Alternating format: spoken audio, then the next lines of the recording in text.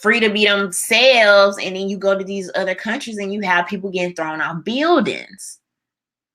You literally have, as anti-LGBT as they try to make Trump, this man literally started an initiative to make sure that in other countries, LGBT people, I mean, what the heck is more precious than life itself?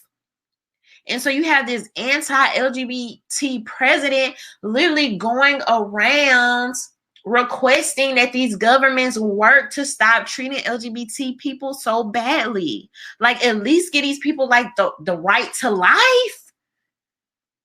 Like, safety.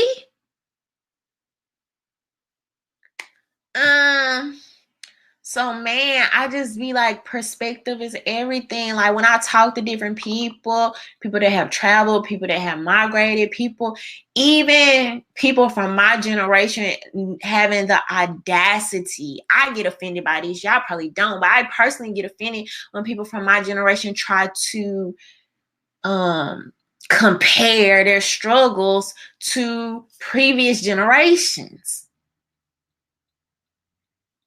Like, how, Sway? Like, that annoys me. I get so offended by that. Like, how dare you? That's how I feel. I don't know how other people feel about that.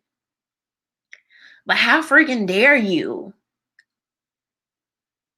Like, and that's not to invalidate your current struggle, but I guarantee you your struggle is uniquely different than the previous generations.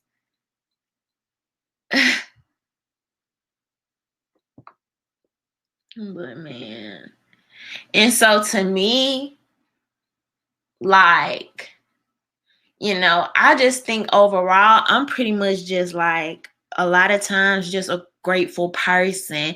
Like, I have a lot of gratitude in general, and I feel like this society has, I don't know. But yes, okay, thank you, Cars. Let me get back on track. Cars said, when a foreign power like China can shut down free speech in the U.S., that is some spooky stuff. So let me tell y'all. So if y'all didn't know, what's his name? The general manager of the Houston Rockets, okay, came out and made a tweet and was like, I am standing with Hong Kong. I support Hong Kong and all this. Oh, baby. They was not feeling this. So if I'm not mistaken, I know I'm not mistaken. Y'all Ming used to play for the Houston Rockets, right? Y'all let me know, but I'm pretty sure. Not only that, you might have seen I think Houston Rockets was one of the franchises that particularly worked kind of closely with like China or something like that. And the NBA is big in China. Like, you have millions of people watching. I think they have NBA stores there. So this is kind of like a big deal, a big money thing. But anyway, so he made that tweet and, people got real quiet. The NBA started scrambling. We're trying to apologize. And it's like, they're kind of middle of the road. Let me show y'all the apology real quick. And then we'll talk about it.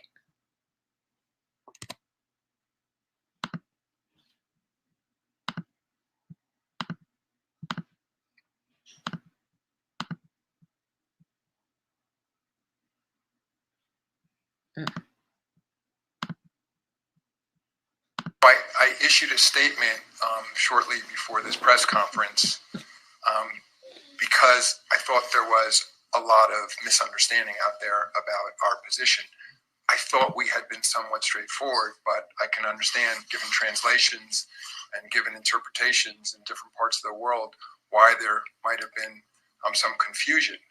And essentially, what I've said in that statement is the long held values of the NBA are to support freedom of expression, and certainly freedom of expression by members of the NBA community.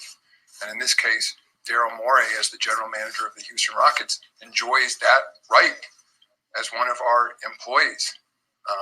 What I also tried to suggest is I understand that there are consequences from that exercise of in essence, his freedom of speech.